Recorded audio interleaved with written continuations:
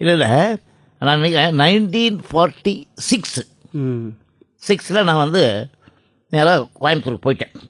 Central studio central ஸ்டுடியோவில் Jupiter lease எடுத்து அங்கே என்ன படம் நடக்குதுனாக்கா, கன்னியின் காதலி, ராஜகுமாரி, இப்படி வரிசையாக படம் எடுத்துகிட்டு இருக்காங்க.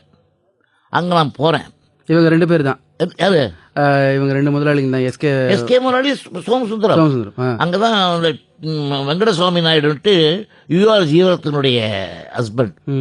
யூஆர் ஜீவரத்தில் நான் கடையில் மீட் பண்ணிட்டேன். அவங்கள அங்கேயே மீட் பண்ணிட்டேன். ஏன்னா அதில் அவங்க ஆக்ட் பண்ணியிருக்காங்க. அங்கே இளங்கோவனை மீட் பண்ணேன், எல்லாரும் மீட் பண்ணாங்க, எல்லாம் பெரியவங்களெல்லாம். ஸோ இங்கே வந்ததுக்கப்புறம் திருப்பி நான் போய் மன்னிச்சுங்க, நான் ஜூப்பிட்டர் விட்டு போயிட்டேன் நடிக்கலான்ட்டு. பட் நான் நீங்கள் என்ன கொடுத்தாலும் இங்கேயே வேலை செய்கிறேன்னு சொல்லி மறுபடியும் முதலாளிகிட்ட போய் கேட்டுட்டு அங்கே செஞ்சுட்டேன். அங்கே நான் போன நேரத்தில் தான் அந்த ஆர்கெஸ்ட்ராலாம் புதுசாக ஒன்று ஃபார்ம் பண்ணியிருந்தார். யார்? எஸ்எம் சுப்பையா நாயுடு, ஒரு மியூசிக் டைரக்டர். அவர் அங்கே வந்து ஆஸ்தான வித்வான், மாஸ் சம்பளத்துக்கு அவர் கூட இருந்த ஒரு 15-20 பேர் ஆர்கெஸ்ட்ரா. அதில் வந்து இப்போவும் இருக்கார் ஒருத்தர், நஞ்சப்பான் ஃப்ளூட்டிஸ்ட்டு. ஜூனஸ் சேட்னு இருந்தார், இறந்து போயிட்டார். சபாபதி என்ன ஒரு ஹார்மோனிஸ்ட்டு. அவங்களெல்லாம் அங்கே அப்போ சுப்பையா கூட எல்லாம் இருந்தவங்க, சுப்பையா நாயுடு. அங்கே நான் போய் சேர்ந்தேன். அங்கே நான் போய் சேர்ந்த உடனே என்னாச்சு, நான் நேராக சுப்பையானங்கிட்ட போனேன். சுப்பையானங்கிட்ட ரொம்ப மூவ் பண்ண ஆரம்பித்தேன். சுப்பையானா என்னுடைய ஞானம் பார்த்தாரு. S M Subbaiah Naidu great music. அவர் அங்கே கம்போஸ் பண்ணுறதுலாம் இருப்பேன், கூட சுரம் எழுதுவேன், அவருக்கு கொஞ்சம் ஹெல்ப்ஃபுல்லாக இருப்பேன். இப்படி அவரோட ரொம்ப ஆக்டிவாக இருப்பேன். அவருக்கு எனக்கு அப்போ என்ன ஜூப்டரில் என்ன சம்பளம்னாக்கா 5 ரூபா 7 ரூபா. அந்த 7 ரூபா நான் காசே வாங்க மாட்டேன். எங்கள் அம்மா பேருக்கு அவங்க அனுப்பிச்சிடுவாங்க சேலத்தில். ஸோ இது வந்து இப்படி வளர்ந்து வந்துட்டு ஒரு பீரியடு. இப்போ அது வந்து ஒரு அசிஸ்டன்ட் மாதிரி இருந்தீங்களோ? அங்கே அசிஸ்டன்ட் இல்லை, அப்போவும் ஜூப்டர் அங்கே ஹார்மோனியத்தில் இன்சார்ஜ், மியூசிக்கால் இன்சார்ஜ் சாவியெல்லாம் என்கிட்ட இருக்கும். இப்போ ஜி.கே. வெங்கடேஷ் வந்து வீணை வாசிப்பான். கோபாலகிருஷ்ணன் ஒரு ஃப்ரெண்டு, அவன் எனக்கு தமிழா வாசிப்பான். நாங்கள்லாம் அங்கே ஒரு யூனிட்டாக இருந்துகிட்டு இருக்கோம். நான் வந்து அங்கே சாப்பாடு போட்டு சாப்பிட்டுட்டு அங்கேயே இருப்பேன். மெஸ்ஸிலே சாப்பாடெல்லாம் இருக்கும். அங்கே தான் மாஸ்டர் சம்பளத்துக்கு அந்த காலத்தில் எம்ஜிஆர் ராமச்சந்திரன் அவர்கள், அண்ணாதுரை அவர்கள், கலைஞர் அவர்கள், அப்புறம் வந்து நம்பியார் அவர்கள், சக்கரபாணி சார் அவர்கள், இவங்க எல்லாம் அங்கே மாஸ் சம்பளம் ஜூப்டரில். அந்த காலத்தில் நடிகர்களா. நான் வந்து அங்கே office guy plus all in all. சுந்தரானர்கனி கிருஷ்ண விஜயன் படம் எடுப்பார், எல்லாம் ஆல் இன் ஆலாக நான் இருந்துகிட்டு இருக்கேன். ஸோ எனக்கு என்ன வேலைன்னு கேட்டிங்கன்னா அதில் இன்னொரு விஷயம். அதுக்கு முன்னால் நான் கண்ணகியில் வந்து நான் சொன்னேன் இல்லையா, பாபநாசம் சிவனையும் மீட் பண்ணியிருக்கேன். எஸ்.சி. வெங்கட்ராமையார், குன்னக்குடி வெங்கட்ராமையார், உடுமலை நாராயண கோயிலாயர் எல்லாம் அந்த காலத்திலே தெரியும் எனக்கு. நான் அவங்களாம் அப்போ வேலை ஒர்க் பண்ணியிருக்காங்க. ஸோ அந்த யூனிட்லாம் மறுபடியும் இங்கே வந்திருக்காங்க. இப்போது இவங்கெல்லாம் பாட்டு எழுதி மியூசிக் போடுறாங்க. அவர் எங்கள் முதலாளி என்ன பண்ணுவார்னாக்கா, ஒரு அட்ட ஸ்ட்ரெச்சாக ஒரு 4 படம் ஸ்டார்ட் பண்ணார்னா 4 படத்துக்கும் வேறு மியூசிக் டேரக்டர் போடுவார். அப்போ தான் போட்டி போட்டு வேலை செய்வாங்க. அப்போ அப்படி வேலை செய்யும்போது அதே படத்துக்கு எஸ்.சி. வெங்கட்ராமையார் வந்திருக்கார், சுப்பையா நாயுடு இருக்கார், மாசமா பர்மனண்டா. இவங்கெல்லாம் மெட்ராஸ்ல இருந்து கோயம்புத்தூர் வருவாங்க. டி.கே. ராமூர்த்தின்னு சுப்பராமன் கூட வருவார். ஸோ லிங்கப்பா வருவார் சுப்பராமன் கூட. அதுக்கப்புறம் அத்தைப்பள்ளி ராமாராவன் ஒருத்தர் அவர் வருவார். சி.எஸ். ஜெயராமன் வருவார். ஸோ எதுக்கு சுருக்கமாக சொன்னால் எல்லாருக்கும் எனக்கு பிடிக்கும். பெரிய பெரிய ஜாம்பவான்கள்லாம் வந்து அவங்கெல்லாம் வந்து விஸ்வநாதன் தான் வேணும், நான் விஸ்வநாதன் வச்சுக்கிறேன், அவன் சொல்லிடுவான், அவன் பாட்டு சொல்லி கொடுப்பான். இப்படி எனக்கு வேலை. உங்களுக்கு அது ஒரு பெரிய பயிற்சி பயிற்சி. எத்தனை music director, S C. Venkataramaiyar, C R. Subbaraman, S M. Subbaiah Naidu. அப்போ தான் அவர் கூட எஸ்.எம். சி.ஆர். சுப்பராமன் கூட ரொம்ப ஃப்ரெண்டு டி.கே. ராமூர்த்தி அவர்கள், அப்புறம் லிங்கப்பா அவர்கள். ஸோ இவங்கெல்லாம் வருவாங்க, இவங்கெல்லாம் வேலை செய்வாங்க ஒவ்வொரு படத்துக்கு. ஸோ அது எதுன்னு கேட்டிங்கன்னா ரொம்ப பசுமையான நினைவுகள் எனக்கு. அவளை பயிற்சி தான் அப்படி கொடுத்தாங்க. இதில் ஒரு விஷயம் என்னன்னு கேட்டிங்கன்னா, ஒரு இன்ட்ரெஸ்டிங் விஷயம். இப்படி நான் இருந்துக்கிட்டு இருக்கேன். அப்போ எனக்கு சம்பளம் ஒன்றும் ஜாஸ்தி கிடையாது. கலைஞரை மீட் பண்ணியிருக்கேன், அண்ணாதுரையை மீட் பண்ணியிருக்கேன், வேலைக்காரி மைசன், மனோகரா இங்கே மெட்ராஸில். சாரி, இது வந்து ஸ்ரீமுருகன், வித்யாவதி, கஞ்சன், வீராபிமன்யு, இப்படி படங்கள் வரிசையாக இருக்கும். இதில் உங்களை யாரும் நடிக்க கூப்பிடலையே? இல்லை, நடிக்க கூப்பிடல. நான் நடிக்க வரமாட்டேன்ட்டேன். அந்த வில்லு அடித்ததோடு சரி, நான் நடிக்கணும் வேணான்ட்டேன். ஞாபகம் இருக்கு, உதவாங்க ஞாபகம் இருக்கு. இங்கே நான் வந்து முழுக்க மியூசிக்கில் இன்வால்வ்மெண்ட். அப்போ என்ன பண்ணுவாங்க, வர்ற மியூசிக் டேரக்டர்லாம் விஸ்வவை கூப்பிடுப்பா, விஸ்வநாதன் எனக்கு 18 மணி நேரம் அவ்வளோ செய்வேன் நான். அப்போது கூப்பிட்டா அந்த மெட்டு போட்டு கொடுப்பாங்க. நான் என்ன பண்ணுவேன், இந்த மெட்டுக்கு சில டயத்தில் பாடல்கள் எப்படி வரும்னாக்கா, மேட்ரை கொடுத்து மீட்டர் வாங்கிப்பாங்க சில பேர், சில பேர் மீட்டர் கொடுத்து மேட்ரு வாங்கிப்பாங்க. அந்த மாதிரி காலம். முக்கால்வாசி என்னக்கா மேட்ரை கொடுத்துட்டான், பாட்டு எழுதி தான் மெட்டு போடுவாங்க. புரியுதா உங்களுக்கு? அந்த மாதிரி ஒரு ஒரு சுகமான ஒரு காலங்கள்.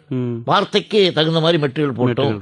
மெட்டுக்குன்னு சிலது உண்டு, பட் அது மெட்டுக்காக ப்ராமரட் ஏதாவது வேணும் அப்படின்னாக்கா அப்போ அதுல வார்த்தைகளோட அர்த்தம் தான் ரொம்ப சிறப்பா இருக்கும். ஆமா, நல்ல மேட்ரு இருந்தால் பாட்டே மறக்காது. எப்போ அந்த மீட்டர் அப்புறம் தான் மேட்ரு தான் முக்கியம். அந்த பாரம்பரியம் தான் உங்களுடைய பாடல்கள்லயும். எனக்கு என்னோட முன்னோடிகளும் அப்படித்தானே. பாபநாசன் சிவன் பாட்டு எழுதுவாரு, பாடுவாரு, அவரே இசையமைப்பார், வாக்கியக்காரர், அவர் தெய்வம் மாதிரி.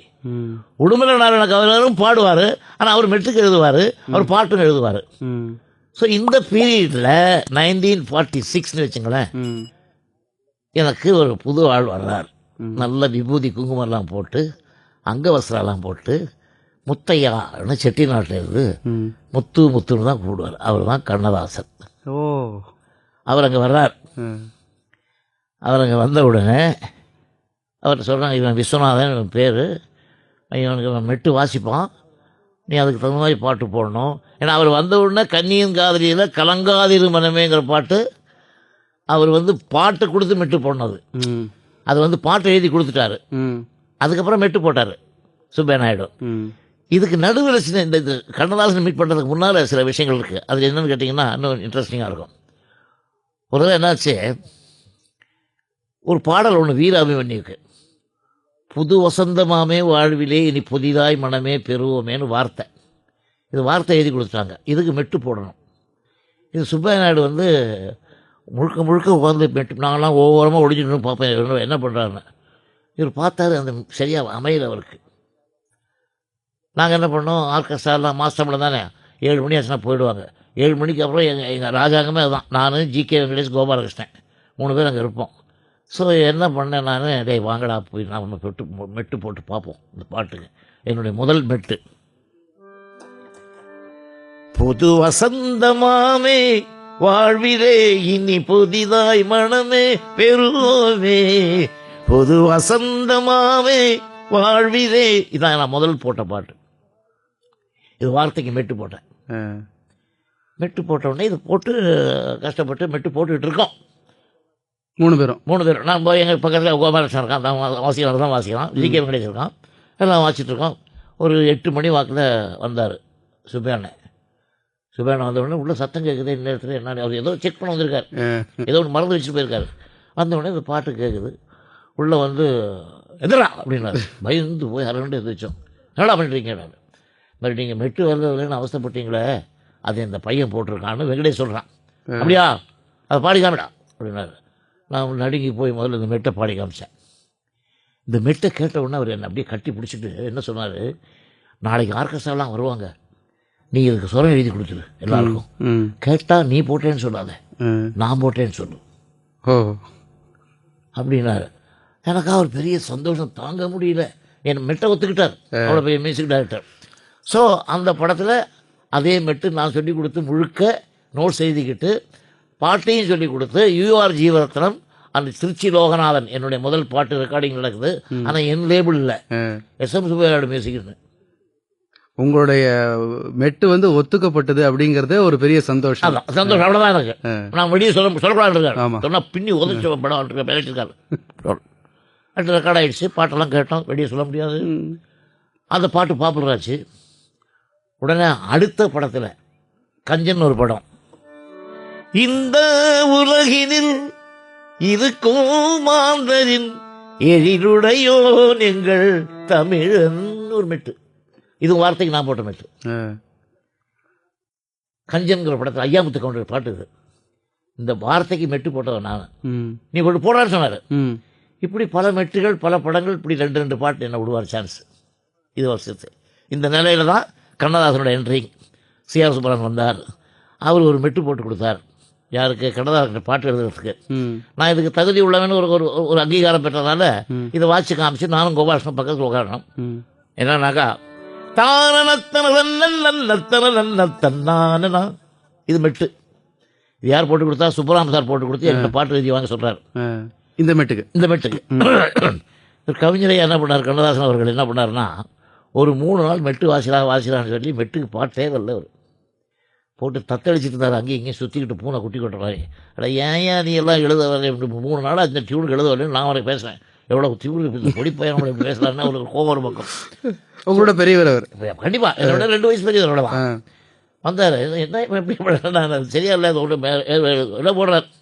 அப்புறம் 3 நாளைக்கு அப்புறம் காரணம் தெரியாமல் உள்ளம் கடிகொண்டே கூத்தாடுது அப்படின்னாரு. பாடி பார்த்தேன். இது எப்படா இருக்குன்னாரு. நல்லா இல்லைண்ணா. ஏன்யா இந்த கடி கூத்தெல்லாம் அசிங்கமாக இருக்குது, ஓசை நல்லா இல்லை, வேறு மாற்ற போடுங்க. அப்போ பார்த்தா இந்த பொடி பையன் தமிழே தெரியாது இருக்குது, அதை வச்சுட்டு போய் நம்மளை விரட்டுறான்ட்டு அவருக்கு ஒரு கோபம் மேலே ஒரு ஆசை வேறு.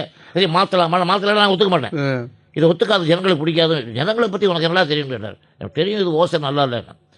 அந்த வழியாக அந்த ஆஸ்தான வித்வான் அப்போ உடம்புலை நாராயணகவியார் வந்தார்.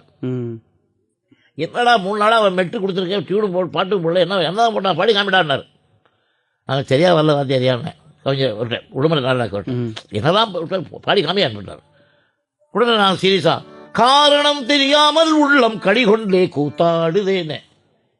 என்னடா கடி கூத்தலாம் இருக்கானே, அதானே நீ உனக்கு பிடிக்கல அப்படி நீங்க சொன்ன அதே வார்த்தைகளா, அதானே உனக்கு பிடிக்கல அப்படின்னாரு. ஆமாம் வாத்தியாரி அசிங்கமாக அது களி கூத்தலாம், கரெக்ட், இல்லைவா வேற போட்டுக்கூட உனக்கு அப்படின்னாரு. எழுதுறவர் உடம்புல ரொம்ப ரொம்ப வேடிக்கையானவர், ரொம்ப தமாஷான இருப்பார், ரொம்ப பெரிய பெரிய ஆள். அங்கே வந்தார். சரி ஒரு வேலை செய் விஸ்வநாதா, நீ என்ன பண்ணுற, சுப்ராமன்ட்ட சொல்லிவிடு அந்த கடி கூத்தெல்லாம் எடுத்துட்டு காரணம் தெரியாமல் உள்ளம் சந்தோஷம் கொண்டாடுதேன்னு மாற்றிக்கொண்டு, சந்தோஷம் கொண்டாடுதேன்னு மாற்றினோடனே நல்லா இருக்குன்ட்டேன். கவிஞரும் பார்த்தாரு, என்னடா பொடிப்பை இவன் வந்து இப்படி மாற்றிட்டான்ட்டு. அப்புறம் அதை ஒத்துக்கிட்டதுக்கப்புறம் ஒரு வார்த்தை சொன்னார், இன்னும் ஞாபகம் இருக்கு எனக்கு. நாராயண வாத்தியார், கண்ணதாசா நீ கவிதை எழுதியிருக்க இல்லைன்னு சொல்லலை, இந்த விஸ்வநாதன் மாதிரி மடையனுக்கு புரியாது, அவங்களுக்கெல்லாம் அந்த ஓசனையும். ஸோ முதல் தமிழன் நான் தான் கெடுத்தனோட ஜனங்களுக்கு புரியலன்னு சொல்லி புரியிற வார்த்தையாக கொடுத்தா என்ன கதி.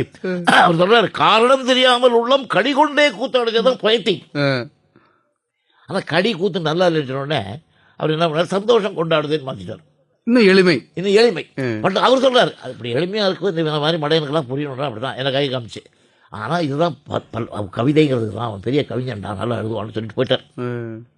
ஸோ இது ஒரு பக்கம் ஆச்சு. ஸோ இந்த இந்த இந்த செக்ஷனுக்கு அப்புறம் எங்கள் 2 பேர்த்துக்குள்ள ஒரு சின்ன காதல், என் மேலே கவிஞர் மேலே எனக்கு சொல்கிறத மாற்றார். இப்படி பல பாடல்கள் உருவாகி இதெல்லாம் இருந்துக்கிட்டு இருந்து அங்கே பல படங்கள் எடுத்து, அதோ எம்ஜிஆர் பாப்பார், என்ன நம்பியார் சாமி கூட இருந்தார் இருப்பாங்க. எம்ஜிஆர் நம்பியார்னு சொன்னபோது அவங்கெல்லாம் உங்களோட ஒரே ரூம்ல தங்கிட்டு இருந்தா கூட சொல்லுவாங்களே. இல்லை அப்படி இல்லை, நான் பக்கத்து ரூம்ல ஒரு ஓரத்தில் இருப்பேன், அவங்க பெரிய ரூமில் இருக்கும். நான் போவேன், அவங்களுக்கு என்னென்ன வேணுமோ எல்லாம் சிஸ்டர்ஸ் எல்லாம் பண்ணுவேன். நான் ஒரு ஆஃபீஸ் அப்போ பையன் தான், என்ன ஒரு பெருசாக ஒரு ஹார்மோனிஸ்டாவோ ஒரு மியூசிக் டைரக்டராகவோ ஒரு MS விஸ்வநாதோ அங்கீகாரம் பண்ணிக்கவே இல்லை. ஒரு பொடியை ஹெல்ப் பண்ணுறாங்க, பட் அவன் நல்லா வருவாங்கிற ஒரு தைரியம் கொடுத்தாங்க. இல்லை அவங்களோட உங்களுக்கு அப்போ ஏற்பட்ட ஒரு அனுபவங்கள்னாக்கா எம்ஜிஆர் வந்து என்னை பார்த்து, டேய் நீ சுப்பியாங்கிட்ட எல்லாம் சில விஷயம் கற்றுக்கோ, அது பண்ணிக்கோ இப்படி பண்ணிக்கோ, உங்கள் லைஃப்பை வேஸ்ட் பண்ணாதே, அட்வைஸ் தான். அவங்களும் பிஸியாக இருப்பாங்க. நம்பியார் சாமி அப்படி தான், நம்பியார் சாமி ஹார்மோனியெல்லாம் வச்சுப்பார், சுப்பியானெல்லாம் ரொம்ப ஃப்ரெண்டு. ஸோ நாங்கள் அது ஒரு குடும்பம் மாதிரி இருப்போம், ஒத்துமையாக அவ்வளோ மியூசிஷனும். இன்றைக்கி என் கூட நான் வந்து மியூசிக் டைரக்டர் ஆனதுக்கப்புறம் கூட அங்கே இருந்த மியூசிஷன்லாம் என்கிட்ட கிடச்சிருக்காங்க சார்.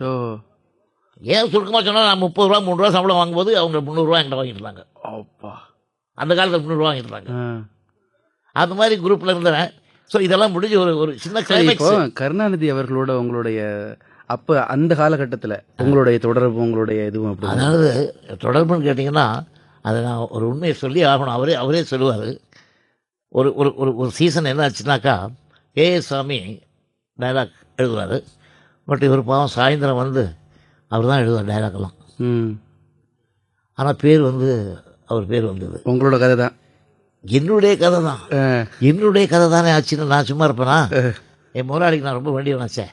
நைட்டில் அப்படியே காலமிக்கிட்டேன் முதலாளி ஒரு சின்ன விஷயம் சொல்கிறேன், தப்பாக நினச்சிக்காதீங்க. என்னடா சொல்லுங்க, ஏன்னா நான் வெளியே சொல்ல முடியாதுல்ல.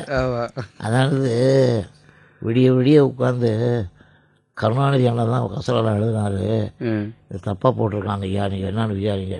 அப்படியா? உடனே போட்டு துணை வசனம்னு போட்டு உடனே போட சொல்லிட்டார். பூ வச்சிருக்காரு. அது யாராவது சொல்லிட்டா வரல, என் மனசில் சொல்ல முடியல. இது பண்ணிட்டோம், இது போட்டோம், எல்லாம் ஆகி போச்சு. அங்கே நிறையா படங்கள் எடுத்தாங்க, எல்லாம் ஆக்ட் பண்ணாங்க. முருகன், ஸ்ரீமுருகன் ஒரு படம், கன்னியின் காதலி, அப்புறம் வந்து வேலைக்காரி அண்ணாதுரையெல்லாம் நிறைய படங்கள் எல்லாம் நாங்கள் எல்லாம் எடுபடி தான். அது கொஞ்சம் சொல்லுங்களேன். வேலைக்காரினாக்கா நான் இளங்கோவன் சாரியை மீட் பண்ணியிருக்கேன் கண்ணகியில். பாட்டு எழுதுறவங்களுக்கு சிச்சுவேஷன், அவங்க வந்து இந்த பாட்டில் என்ன கருத்துக்கள் வரணும்னு குறைஞ்சது எனக்கு தெரிஞ்சு அவங்க 2 பேரையும் நான் பார்த்துருக்கேன். ஒரு 50 பக்கமாக எழுதி கொடுப்பாங்க. இந்த மேட்ரு வரணும், சாங்குக்கு என்னென்ன விஷயங்கள் வரணும், இந்த கேரக்டர் பாடின இடத்துல பாடுறதுக்கு, ஒரு பாட்டுக்கு அவ்வளோ எழுதி கொடுப்பாங்க. அவ்வளோ இதில் எது வேணாலும் வச்சுங்க, இந்த கருத்துக்கள் வரணும். அதை என்ன இன்னும் சுருக்கமாக சொன்னால் உங்களுக்கு சொல்ல நம்ப மாட்டீங்க நீங்கள். மானமெல்லாம் போன பின்னே வாழ்வதும் ஒரு வாழ்வான்னு ஒரு பாட்டு இருக்குது. அது வந்து இளங்கோவன் கொடுத்த பல்லவி தான். அப்படியே அப்படியே பல்லவி நல்லா இருக்குது, இதை விட்டால் வேறு இல்லைன்னு வச்சுட்டாங்க. கன்னித்தமிழ் சாலை ஓரம் இன்னொரு பாட்டு ஒன்று இருக்குது, அது வந்து அண்ணாதுரை அவர்கள் கொடுத்தது. அண்ணாதுரை அவர்களும் அப்படி தான், அறிஞர் அண்ணாதுரை இருக்காரு. அவருக்கு நைட்லாம் உட்காந்து என்னை பக்கத்தில் வச்சு அந்த மேட்டர்லாம் எழுதுவார், இந்த பாட்டுக்கு என்னென்னது வேணும். இப்படி அவங்களாம் அந்த காலத்தில் ஒரு ஆசிரியர்கள், கதை எழுதுகிறவங்க, இவங்கெல்லாம் மேட்டருக்கு நிறையா கொடுப்பாங்க. அதுவே சமயத்தில் பாடல்களாக கூட அப்படி வந்திருக்கு. இப்போ இதனுடைய கிளைமேக்ஸ் எப்படி, நான் இப்போ இப்படியெல்லாம் இருந்துக்கிட்டு இருந்த ஒரு ஜூபிட்டர் குடும்பம் மாதிரி நான் சொல்லி போட்டேன், பேரும் போட்டாச்சு. ஸோ என்னதெல்லாம் ஒன்றும் சொல்ல முடியல, சுப்பையான சொல்லவும் மாட்டார், விட்டேன். இதுதான் என்னுடைய நம்பிக்கை. படங்கள்லாம் முடிஞ்சிருச்சு, வேலையெல்லாம் முடிஞ்சிருச்சு, எல்லா படமும் ரிலீஸ் ஆகிடுச்சு. அந்த லீஸ் முடிஞ்சு போச்சு. லீஸ் முடிஞ்ச போன என்ன நிலை, அங்கே இருக்கிற மியூசிக் டைரக்டர், மியூசிஷியன், வேலைக்காரன், விஸ்வநாதன், ஜி.கே. வெங்கடேஷ், கோபாலகிருஷ்ணன், சுப்பையா நாயுடு எல்லாருக்கும் 3 மாதம் சம்பளம் கொடுத்து வேலையை விட்டு தூக்கிட்டாங்க. ஓ, இது எந்த வருஷம்? அது 47 சுதந்திர அடைஞ்சனைக்கெல்லாம் நாங்கள் போய் வாச்சிருக்கோம், ஜெயிலெல்லாம் கைதிகளுக்கு ஆர்கெஸ்ட்ராவோட, சுப்பையா நாயுடு தலைமையில். அதெல்லாம் முடிஞ்சு 48 அவங்க மாற்றிட்டு மறுபடியும் மெட்ராஸ்க்கு வர்றாங்க. எங்கே அங்கே வந்து கன்னியின் காதலி, வேலைக்காரி, ஸ்ரீமுருகன், அப்புறம் வந்து கஞ்சன், இவ்வளோ படம் எடுத்தாங்க இந்த 3-4 வருஷத்தில். இவ்வளோ படம். சரி, இது சொன்னீங்களே நீங்கள் சுதந்திரம் அடைஞ்ச காலகட்டத்தில் ஜெயிலில் போய் வாசிச்சிங்கன்னு, உங்கள் நினப்பில் ஜெயிலில் நீங்கள் போய் அங்கே வாசித்த அப்போ சுதந்திரம் ஒரு பெரிய ஒரு மகிழ்ச்சி கடல்லையே தேசமே தெளிச்சிக்கிட்டு இருந்த ஒரு காலகட்டத்தில் நீங்கள் போய் அவங்களோட பகிர்ந்துக்கிட்டீங்க. அந்த ஒரு பாடல், ஒரு எல்லாம் பாரதியார் பாட்டு தான் வச்சோம். ஆடுவோமே பள்ளு பாடுவோமே, அது ஒரு பாட்டு பார்த்து. ஆடுவோமே பள்ளு பாடுவோமே, ஆனந்த சுதந்திரம் அடைந்து விட்டோம் என்று. அது இன்னும் சில பாரதியார் பாட்டெல்லாம் இருக்கு. அது அப்புறம் சில சினிமா பாடல்கள், இப்படி ஜனரஞ்சகமாக. ஆனால் மெயின் சுதந்திர பாடி. ஸோ இதெல்லாம் முடிஞ்சது, அவங்க படங்கள்லாம் முடிஞ்சது, லீஸ் முடிஞ்சிச்சு. அவங்க மறுபடியும் கோயம்புத்தூருக்கு வரணும். கோயம்புத்தூருக்கு வரும்போது எல்லாருக்கும் 3 மாதம் சம்பளம் கொடுத்து நோட்டீஸ் கொடுத்து வேலையை விட்டு நிறுத்திட்டாங்க. இதில் என்ன, நான் வந்து நடிக்க வந்தேன், ஆஃபீஸ் பாய் ஆனேன், அப்புறம் கோரஸ் பாடினேன், கோரஸ் எல்லாம் பாடியிருக்கேன், மீராவில் எல்லாம் சிவகங்கா குரூப்பில் கோரஸ் எல்லாம் பாடினேன், நந்தனார் படத்துலையும் பாடியிருக்கேன். அப்புறம் அதில் நீங்கள் வேஸ்ட்டாக பண்ணக்கூடாது உங்களான்னு சொல்லிட்டு தானே இங்கே அனுப்பிச்சி வச்சாங்க. ஆமாம், இதெல்லாம் ஆகி பண்ணி ஒரு நிலைமைக்கு வந்து ஒரு 5-6 மெட்டும் போட்டு அதுவும் பாப்புலர் ஆச்சு. நான் என்ன பண்ணுவேன், எப்படி போய் நான் போட்ட மெட்டு நான் சொல்ல முடியுமா? எனக்கு வேலையும் போச்சு. இனிமேல் என்னுடைய கதி என்னன்னாக்கா, கோயம்புத்தூர் பிளாட்ஃபார்மில், ரயில்வே பிளாட்ஃபார்மில் மூட்டை தூக்க வேண்டிய வேலை தாங்கிற மாதிரி முடிவுக்கு வந்துட்டேன். ஸோ வந்து போய் உட்காந்துருக்கேன். ராத்திரி ஒரு 10 மணி இருக்கும். வேறு எங்கள் சுப்பையா வந்தார். நீங்கள் மட்டும் தனியாக? நான் இருக்கேன், நானும் வெங்கடேஷ் வருஷம் உட்காந்துருக்கோம். எல்லாருக்கும் சாப்பிட்டு கொடுத்து விளக்கிட்டாங்க, வேலைக்கு விளக்கிட்டாங்க. நாங்கள் என்ன பண்ண முடியுமே. நேராக சுப்பையா வந்தார், என் காதை பிடிச்சி திரும்பி கொண்டு போய் சோமலாட்டை விட்டார். நீங்கள் இப்போ நான் ஒரு உண்மையை சொல்கிறேன் உங்களுக்கு, இந்த படங்களெல்லாம் இந்த பாட்டு ரிலீஸ் ஆகி ஹிட் ஆச்சு, மக்கள் பாடுறாங்கன்னா அது என் மெட்டு இல்லை, இந்த பையன் போடுற மெட்டு.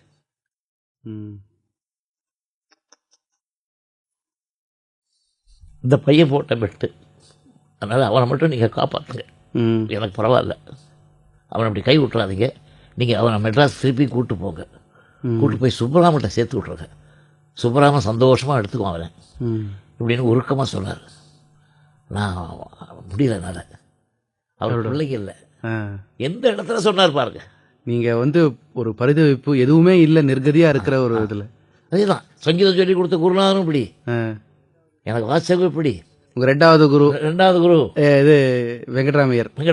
இவர் 3வது. இவர் என்ன என் மேலே இவ்வளோ அன்பு வச்சுருக்காங்க பாருங்க. ஸோ அந்த நிலையில் அப்படியா இவனா போட்டான், சரி இவனே நான் கூப்பிட்டு போகிறேன், அப்படி நீ மட்டும் வாடானாங்க. கொஞ்ச நாள் வெங்கடேசன் வந்துட்டான், கொஞ்ச நாள் கோபாலகிருஷ்ணன் வந்துட்டான். இப்போ நான் எங்கே இருக்கேன்? மெட்ராஸ் சுப்பராமன்ஸ் பார்ட்டியில் இருக்கேன். சிஆர் சுப்பராமன் பார்ட்டியில்.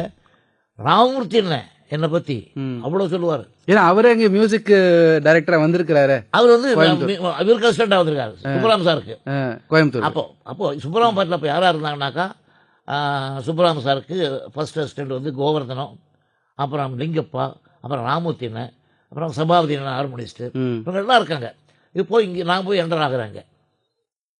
சுப்பராமன் என்னை கூட்டு ஒத்துக்கிட்டார். இங்கே இது சொர்க்கவாசல், தேவதாஸ், சண்டிராணி இப்படி போயிட்டுருக்கேன். ஸோ இது வந்து சண்டிராணியில் அந்த பீரியடில் என்னாச்சு, என்னை வந்து அவரோட ஜாயின் பண்ணி விட்டு ராமூர்த்தின்னு சொல்லுவார், விசு நல்லா புத்திசாலி, அவன் முன்னுக்கு வருவான், அவன் நம்ம வச்சுக்கோ, சுப்பராமணி அவன் சேர்த்துக்கோ, இப்படி எல்லாம் ரெக்கமெண்ட் பண்ணுவாருங்க. ஸோ நான் சுப்பராம சார்கிட்ட வந்தாச்சு. சுப்பராம சார்கிட்ட வந்த உடனே இவங்களுக்கெல்லாம் அப்போ குடும்பம் ஃபேமிலியெல்லாம் இருக்கு இல்லையா, அவங்கெல்லாம் ஒரு அளவுக்கு தான் இருப்பாங்க. நான் வந்து விடிய இல்லை ஒரு வேலை செஞ்சாலும் 12 மணி வரைக்கும் அவரோடயே இருப்பேன். அவருக்கு எல்லா பணிவிடையும் செஞ்சு அவரோட இருப்பேன். சிஆர் சுப்பராமனோட வெட்டு போடுவேன்.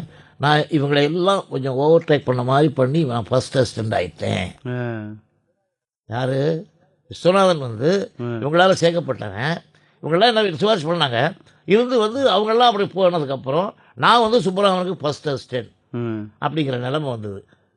அதுக்கப்புறம் நான் பாட்டுகள் வாசித்தேன், ஹார்மோனியம் வாசித்தேன், அதுக்கு சம்பளம் வாங்கினேன். இப்போ எங்கள் வீடு வாடகைக்கு எடுத்தேன், எங்கள் அம்மாவை தாத்தாக்கெல்லாம் கூட்டு வந்து காப்பாற்றினேன் வாடகை வீட்டில். இதை விட ஒரு விஷயம், ஒரு கிளைமேக்ஸ் என்னன்னு கேட்டிங்கன்னா, இப்படி நான் சுப்பராம பீரியடில் இருக்கும்போது நான் எப்படி மியூசிக் டைரக்டரான தெரியும் நம்பியா. அந்த பீரியடில் ஒரு நாள், அதாவது இந்த மயிலாப்பூரில் ஈஸ்வரி லஞ்ச் ஹோம்னு ஒரு ஹோட்டல் இருக்குது. அங்கே வந்து மந்தவெளியில் ஒரு 11 ரூபா வாடகை ரூம் மேலே 3வது மாடியில் ஒரு பந்தல் போட்டிருக்கோம், அடஞ்சாமொழி தெருவில். அங்கே தான் நான், வெங்கடேஷ், கோபாலகிருஷ்ணன் 3 பேர் குடியிருக்கோம்.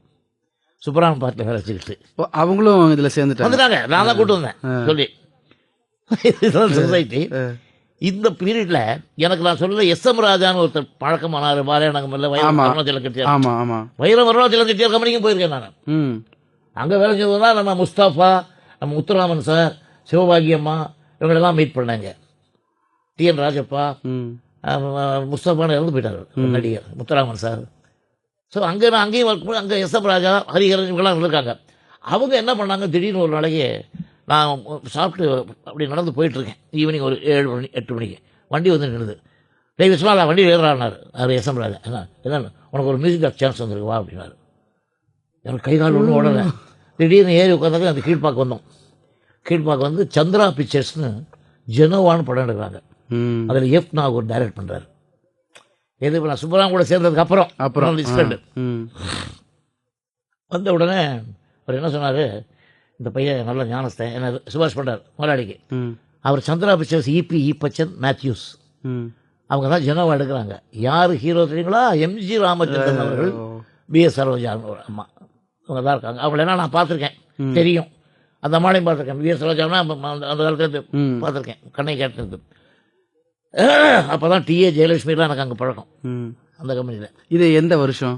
இது வந்து கரெக்டாக நான் சொல்கிறப்போனா I will tell you 1949 something.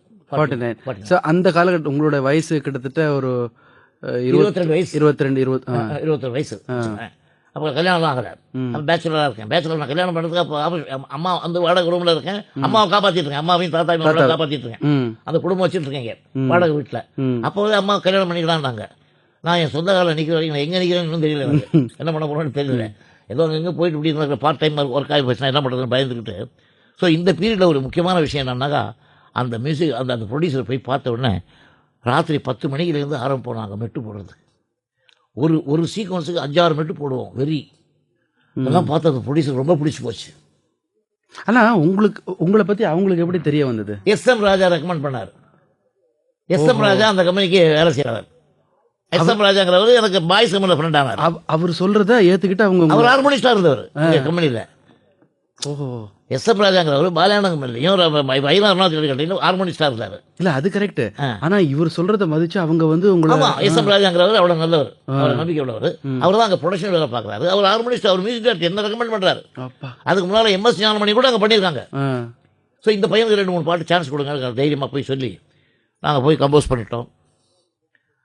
Recording நாளைக்கு ராத்திரி 11 மணிக்கு உட்காந்து பட்னியாக பசியாக, அதாவது சில டயத்தில் பார்த்தீங்கன்னாக்கா சைக்கிள் ரிக்ஷாலெல்லாம் போவோம், நடந்தெல்லாம் போவோம் கம்போசிங்க்கு. கீழ்ப்பாக்கில் மயிலாப்பூர்லேருந்து அந்த கீழ்ப்பாக்கு. இது வந்து 11 மணிக்கு ஃபோன் பண்ணுறாரு. ஃபோனில் தகராறு நடக்குது எம்ஜிஆருக்கும் ப்ரொடியூசருக்கும் எங்கள் முன்னாலே. ഞാൻ ഒന്ന് ചൊല്ലു സാർ MG, ഞാൻ ഒന്ന് எனக்கு ஒரு அந்த பையனை தவிர வேறு யாரும் நான் போட போகிறதில்லை, இவர் தான் மியூசிக் பண்ண போகிறது, நீ இஷ்டம் இருந்தால் வா, இல்லைன்னா வச்சுக்கோ, நான் உன்னை கேன்சல் பண்ணேன்னு போட வச்சுட்டார். யார்? ப்ரொடியூசர் எம்ஜிஆர். அவர் சொல்கிறார், எம்ஜிஆர் சொல்கிறார், அவனுக்கு என்ன தெரியும், ஹார்மோனியம் எல்லாம் தொலைச்சிருந்தா அந்த பையனை போட்டு போடுறியே, ஏன்னா அவர் ப்ராஜெக்ட் கெட்டு போகக்கூடாது இல்லையா. ஆமாம் ஆமாம். அவருக்கு என்ன பற்றி தெரியல. நான் என்ன மியூசிக் டேரக்டர்னு சொல்லிட்டாங்க எம்ஜிஆர்கிட்ட. யார்? ஈபி ராஜன், ஈப்பச்சன். என்ன சொல்கிறாரு, இந்த மாதிரி ஜூப்டர்லாம் இருந்தானே அந்த பையன் தான் மியூசிக். ஐயோ அவனுக்கு ஒன்றும் தெரியாதுன்னு சொல்கிறார் போலுக்கு ஃபோனில். எனக்கு பயம், எங்கே விட்டுருவாங்களோ. ஃபோனை வச்சுட்டார், நீ தான் மியூசிக் டேரக்டர் ஆகும், எம்ஜிஆர் வரலன்னா பரவாயில்ல. எப்னாகு டைரக்ஷன். அடுத்த நாள் நியூட்ரன் ஸ்டுடியோவில் இங்கே கீழ்ப்பாக்கில் லின்ஸா ரெக்கார்ட் பண்ணுறாரு, அரசு பண்ணுறாரு. எம்ஜிஆர் வரல. பி லீலாமா, ஜிக்கி, ஏஎம் ராஜா அவங்களாம் பாடுறாங்க. அப்போ வந்து நான் சுப்பராமனாட்ட ஆசீர்வாதம் வாங்கிட்டு புட்டெல்லாம் வச்சு விட்டு, நல்லா வருவேடா, நீ போய் செய், தைரியமாக செய், நான் உனக்கு நல்லா அனுகிரகிக்கிறேன்னு சொல்லி என்னை சுப்பராமன் வழி அனுப்பிச்சி வச்சு நான் போய் அங்கே 4 பாட்டு எடுத்தேன் சார். 4 பாட்டு எடுத்து நான் ஒரு அளவுக்கு நான் அன்லக்கி போகிறேன் சில விஷயங்களில். நான் இதுதான் கிளைமேக்ஸ் என்னுடைய வாழ்க்கையில். சுப்பராமன் கூட நான் அசிஸ்டண்ட்டாக இருந்தேன், கூட இருந்தேன், எல்லாம் பண்ணேன், இந்த ஒரு படமும் பண்ணேன். இந்த 4 பாட்டு எடுத்தேன். அவர் கேட்கணும், அவர் கேட்கல. எம்ஜிஆர் கேட்டார் பாட்டை. எம்ஜிஆர் கேட்டுட்டு அவன் எங்கே இருக்கான் விஸ்வநாதன் கேட்டிருக்காரு. இந்த மாதிரி அடைஞ்சாமொழி தெருவில் 11 ரூபா வாடகையில் மேலே இருக்கான்னு. நம்ப மாட்டீங்க, ஒரு நாள் ஈவினிங் ஒரு 7:30 8 o'clock நல்ல மழை பெஞ்சிட்ருக்கு. காரில் வந்தார், தேடி பிடிச்சி மேலே வந்தார். நாங்கள் அப்போ தான் உட்காந்து ஏதோ ப்ராக்டிஸ் பண்ணிகிட்ருக்கோம். மேலே வந்தவுடனே என்னை அப்படியே கட்டி பிடிச்சிட்டாரு. நான் தப்பாக நினச்சிட்டேன்டா தம்பி, நீ இவ்வளோ நல்லா பண்ணுவேன்னு தெரியல எனக்கு, பாட்டு கேட்டேன், ரொம்ப நல்லா இருந்தது, இனிமேல் நீயும் நானும் ஷேர் பண்ணலாம், ஒர்க் பண்ண போகிறோம் அப்படின்னு சொல்லிட்டு போனார். ஸோ இதுக்கப்புறம் எனக்கு என்ன ஒன்று அவ்வளோ சந்தோஷமாக போச்சு. இதை முடிச்சுட்டு இந்த பாட்டு சுப்பராமன் கேட்கலையே, சுப்பராமன் கேட்க போகிறார். அந்த நிலைமை ஏதாச்சும் தேவதாஸ் ஒர்க் பண்ணிட்டு நடந்துகிட்டு இருக்கு. தேவதாஸில் ஒரு ரெக்கார்டிங் நடந்தோடனே அவருக்கு ஸ்டமக் பெயின், கொஞ்சம் ஒரு ஃபிட்ஸ் வரும் அடிக்கடி சுப்பராமன் சாருக்கு. வாய் தவிர ஒரு வார்த்தை சொல்லிட்டு போனார், நீ பார்த்துக்க ரெக்கார்டிங்க, நான் கொஞ்சம் ரெஸ்ட் எடுத்துகிட்டு நாளைக்கு வந்து சேர்ந்துவேன், ரெஸ்ட் எடுத்துக்கோ, நீங்கள் இப்போ நான் ரெஸ்ட் எடுத்துக்கிறேன், நீ பார்த்துக்கோ அந்த வேலையினார். அப்போ ராமச்சந்திரனா இருக்கார் கூட. ரெக்கார்டிங் முடிஞ்சுது. ரெக்கார்டிங் முடிஞ்சு நான் போய் யாராவது முடிச்சு கொடுத்தேன், ரெக்கார்டிங் சரியாக வந்திருக்கேன். அப்படியா, சரி நான் பாட்டு கேட்டுக்கிறேன், நீ போ அப்படின்னாரு. ஆனால் நீங்கள் எப்போ வர்றீங்க என் பாட்டு கேட்குறதுக்கு? நான் எடுத்துருக்கேன் 4 பாட்டு, நாளைக்கு 1 மணிக்கு வச்சுக்க, வேலையெல்லாம் முடிஞ்சு நான் வந்துடுறேன். இப்போ நான் வந்து அடைஞ்சாமொழி தெருவில் எங்கள் தாத்தாவோட 300 ரூபா வாடகைக்கு, கொஞ்சம் 11 ரூபாய்னா 300 ரூபா வாடகைக்கு வந்துட்டேன். எங்கள் தாத்தா குடும்பத்தை எங்கள் அம்மாவெல்லாம் வச்சு பார்த்துட்ருக்கேன். எங்கள் அம்மாவை வந்து ரொம்ப துரிதப்படுத்துகிறாங்க, கல்யாணம் பண்ணிக்கிறாங்க, வேண்டான்னு தப்பிச்சிட்ருக்கேன். இந்த 4 பாட்டையும் சுப்பராமன் கேட்கணும் இல்லையா, எனக்கு அதான் ஆசை. பெரிய ஆத்ம திருப்தி இல்லையா இல்லையா? ஒரு 12:45 மணிக்கு நான் சாப்பிட்டு நாங்கள் 3 பேர் வெளியே உட்காந்துருக்கோம். 4 மணிக்கு சுப்பராமன் கேட்க வர்றாரு. எங்கள் பார்ட்டியில் மேன்லின் ராஜுன்னு இருக்கார், அவர் இப்போ இருக்கார். அவர் என் ஸ்கூட்டரில் விருன்னு வர்றாரு, விஸ்வநாதா சுப்பராமன் செத்து போயிட்டாரா. ஒரு நிறைவேறாத கனவா, எவ்வளோ கஷ்டமாக இருக்கும் இல்லையா? கீப்பரோட என்னடா விஸ்வநாதா அப்படி அதிர்ஷ்டம் இல்லாமல் இருக்கேன். அன்றைக்கி ரொம்ப கஷ்டப்பட்டேன் நான். அவர் என்ன அடுத்த பாட்டு கூட கேட்கல சார். அவர் இல்லை, எவ்வளோ பெரிய பிரேக் கொடுத்த அந்த மனுஷன் கேட்கணும்னு எவ்வளோ ஆர்வம். இது மாதிரி இந்த குருநாதர்கள் பீரியட்லாம் எனக்கு இப்படி வருது, எனக்கு என்ன சாபம் பண்ணணும், என்ன போகம் பண்ணணும், எங்கள் அம்மாட்ட போய் சொல்லி அழுதேன். அதுக்கப்புறம் என்னாச்சு, ஆல் ப்ரொடியூசர்ஸ் வந்தாங்க. சொர்க்கவாசன் நிற்கிது, தேவதாஸ் நிற்கிது, வேறு ஏதோ படங்கள்லாம் நிற்கிது. நேராக வந்து எல்லா ப்ரொடியூசரும் விஸ்வநாதன் நீங்கள் தான் அதே ஆர்கெஸ்ட்ரா வச்சு நீங்கள் தான் ஃபினிஷ் பண்ணணும் அப்படின்னாரு. அது சேர்த்தணும். எனக்கு முதல்ல என்னை சிபாரிசு பண்ணி இந்த இடத்துல சேர்த்து ராமூர்த்தினேன். அவரை கேட்பேன் நான். இப்போ நார்த்துலலாம் சங்கர் ஜெயகிருஷ்ணன், உஷன் லால் பகதூர் இப்படி 2 வேலை செய்வாங்களே, அது மாதிரி நான் வேலை